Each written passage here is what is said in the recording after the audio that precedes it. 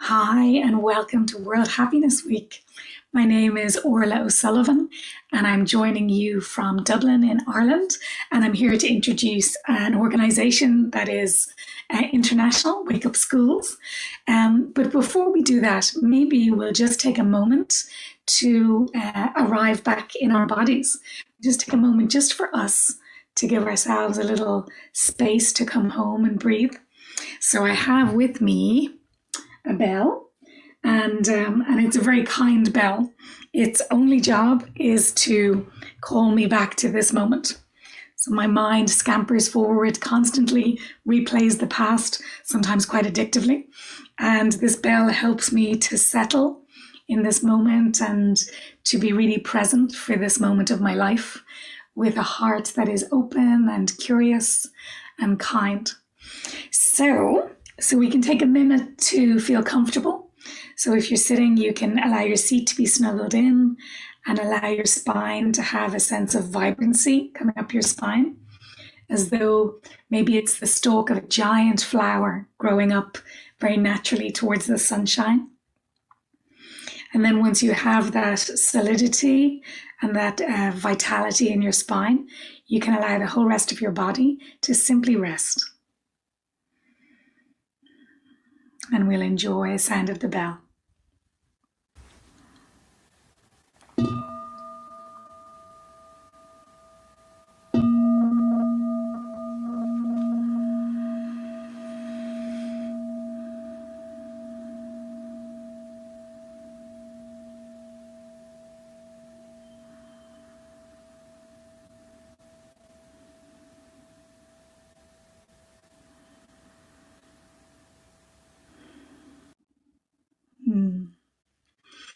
Beautiful. Thank you for doing that together.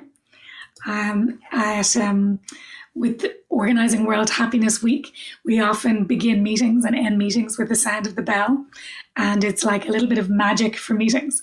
You know, we arrive and sometimes people are busy or tired or flustered. And we just take a minute to allow sound to ripple through, to come home to our body. And I think we have much happier meetings because of it. So I'm here today to speak about Wake Up Schools. And Wake Up Schools is an international grassroots movement. It was developed by Zen master Thich Nhat Hanh, who introduced the word mindfulness into the English language. So Time magazine call him the father of mindfulness. And he's tremendously influential in how we practice today. The purpose of Wake Up Schools is to support mindfulness in educational communities around the world. So at any level, from preschool to postdoctoral, in any country or type of establishment. And obviously this year, we've had an extraordinary year where parents have become educators as part of their regular day job as schools locked down. So with Wake Up Schools, we've tried to reach out in a variety of different ways since the pandemic began. So I'm going to share with you a little bit about our work, just so that you get a taster, a little sampling of what we're doing, and also about the space that we've created for teachers to be nourished and supported and kind of grow a network together. Our work in Wake Up Schools is underpinned by 3 pillars that uphold everything that we do. And the first pillar is embodiment. So the very first thing we do is to embody the practice for ourselves so that we can learn and we can train ourselves how to take care of our hearts, how to take care of our minds and our bodies so that we can nourish our happiness to live more happily now, and learn how to take good care of our suffering so that in time it can transform into even more compassion and maybe insight and wisdom. And so we begin with teachers, and we begin by teaching teachers simply how to embody the practice for themselves. Often people are very eager to learn something that they will pass on straight away. And we encourage teachers to take a little time for themselves. Because if they observe themselves as students, they can they can really understand their own future students' experience. So, for example, if they're with a child and the child is going, my brain is so busy, or I am so bored, then it's wonderful if we can go, you know what, sometimes I get bored too. So we invite teachers to give themselves nothing to do and no particular curriculum to learn for a while. It's the art of being, so that they can establish a strong, grounded presence that can really be a refuge for their students. And that takes a little time for us to learn. And our other two pillars are service. So we practice in understanding that by me taking care of me, I can take care of you, I can take care of many other people in my life, and that my practice is a gift for everybody else in my life. So when I practice to generate a feeling of peace or joy or calm or non-fear, maybe the gift of non-fear, we practice to generate these states, and then we can offer them to our students, to our family, to our co-workers. So service is our second pillar. And then our third pillar is community. So at Wake Up Schools, we are all about building community. And we do that because as a community, our practice becomes much more sustainable and infinitely more rich, to kind of pool our wisdom and our experience with others. And that together we are capable of so much more than if I simply practice just for me.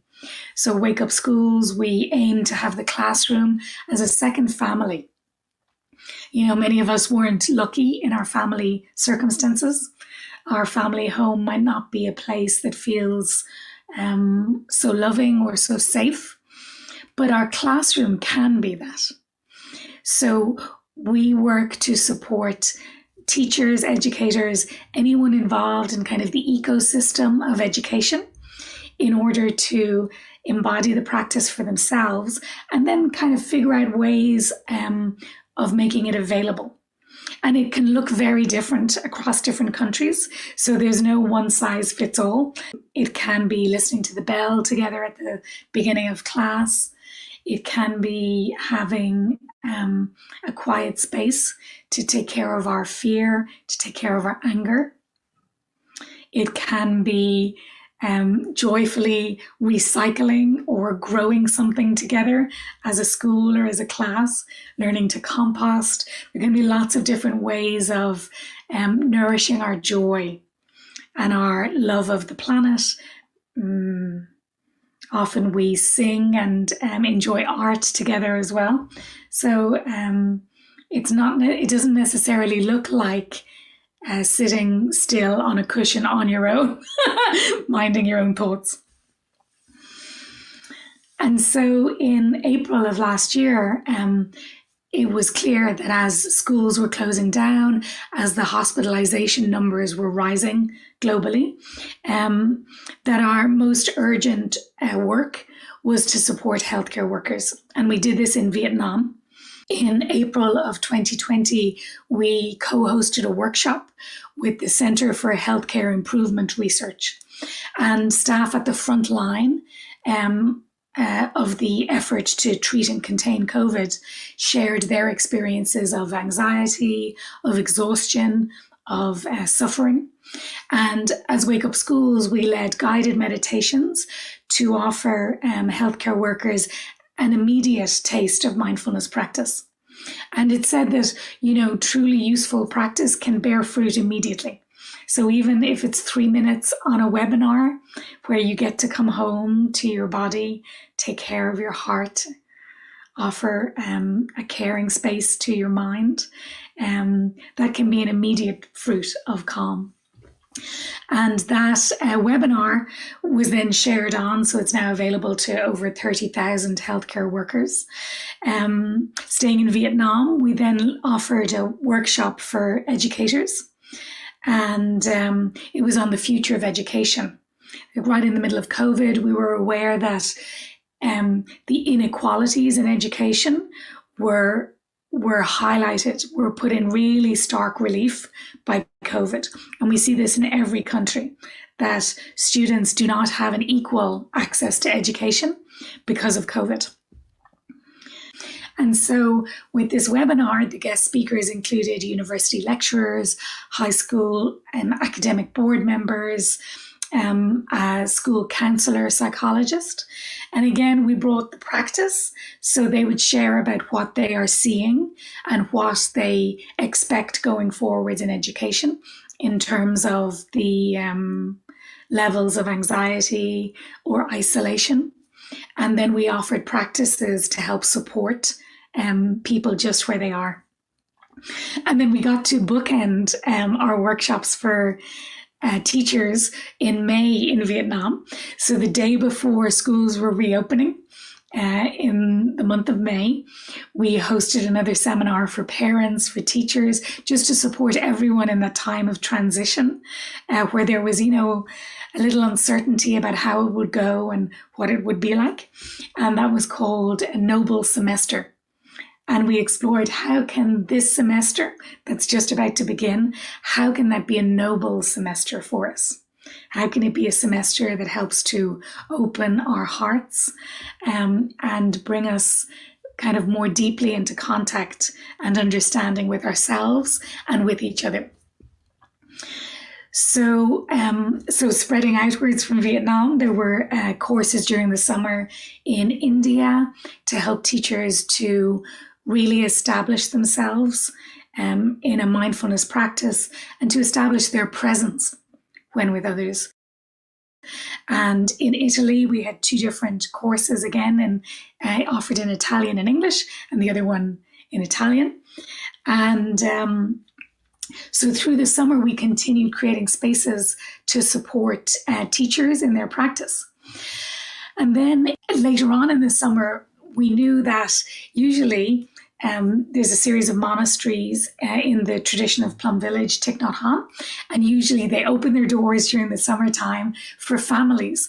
And the monasteries fill with children and teenagers and parents, and everyone has their own space to be cared for, to play and sing, to hang out together, and then for adults to receive care and have the opportunity to deepen their practice.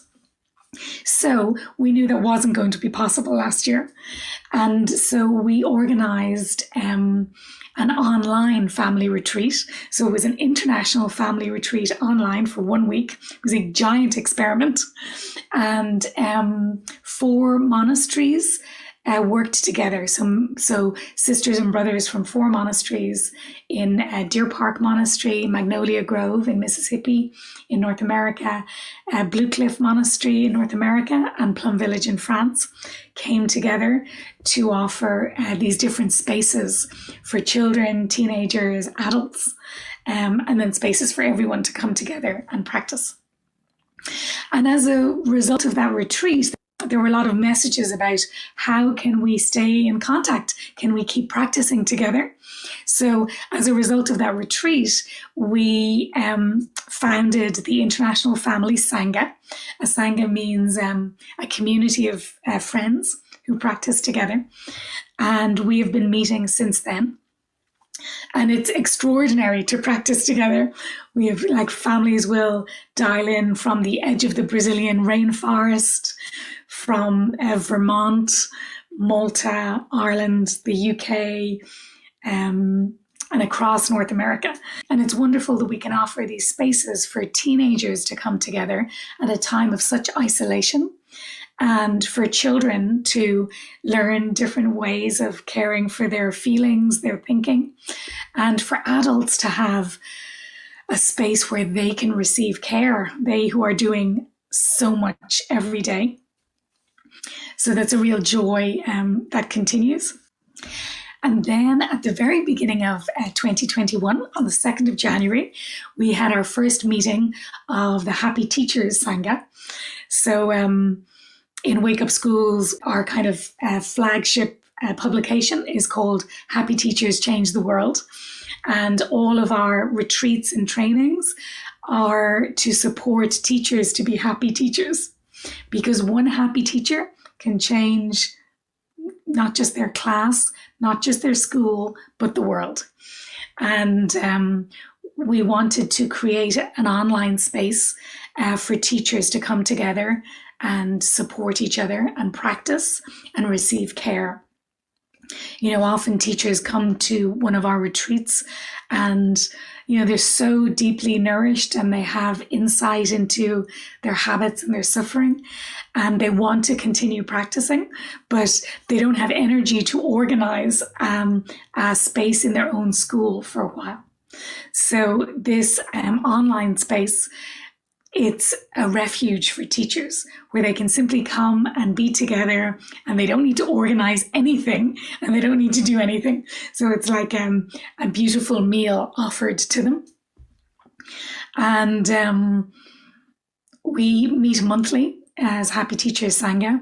And again, like, it draws educators from around the world. So at our last meeting, we had educators from Ireland, from Germany, from Spain, France, Holland, the Philippines, Uruguay, Russia, the UK, and across North America.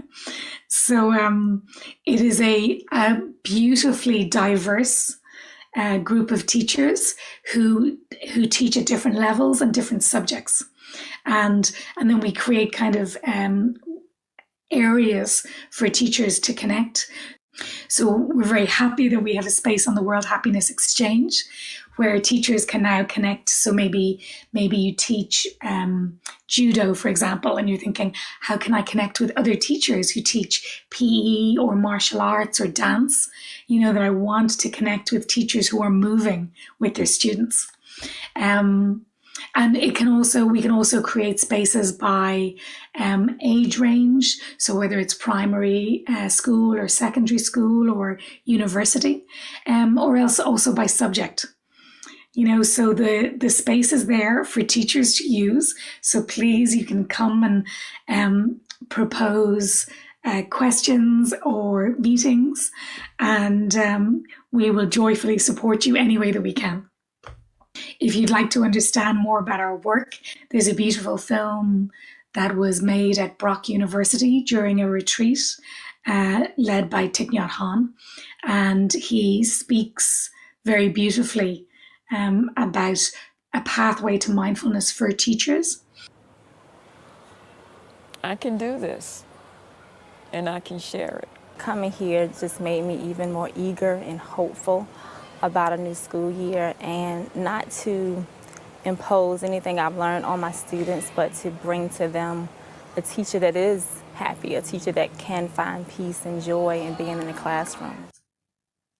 There are many different projects that inspire us. So the Happy Schools program, that's a new film that's just come out this year, and it maps the Happy Schools program in Vietnam. Một cái câu chia sẻ của thầy Thọ nghe rất là nhiều. Em làm đi, và làm trong sự không mong đợi.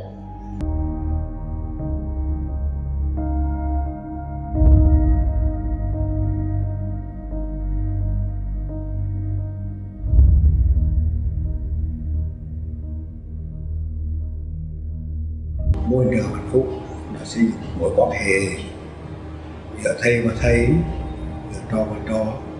Cái sự kết nối cực kỳ là vững chắc. Very inspiring projects, and they're training many happy teachers.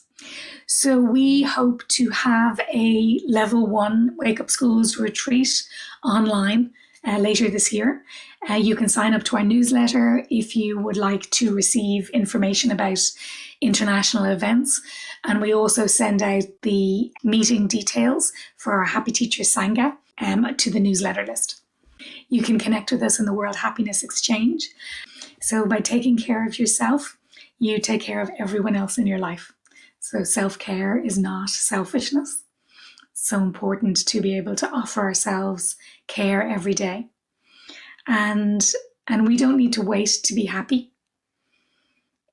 You know, I think sometimes we think, oh, I'll be happy when either something changes or something new arrives or something isn't present anymore, like a pandemic. And know that we don't need to wait to be happy. There are enough elements in this moment, more than enough, that are so wholesome and generous and supportive of our minds, our hearts, our bodies. We can be happy right now. So thank you so much for being together. Let us finish with a sound of the bell. And again, we can take a moment to refresh our sitting. So you might again snuggle in with your seat, allowing a sense of vitality to come up your spine. Taking a moment to invite the rest of your body to simply rest.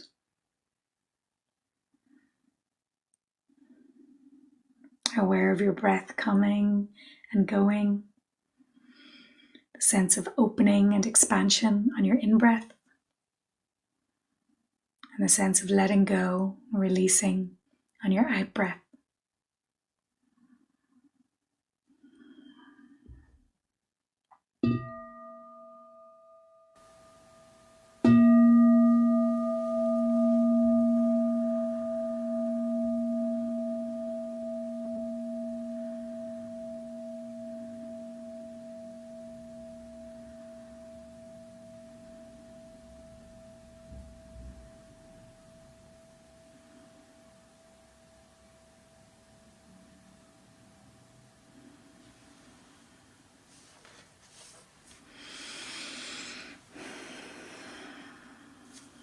Thank you so much, dear friends.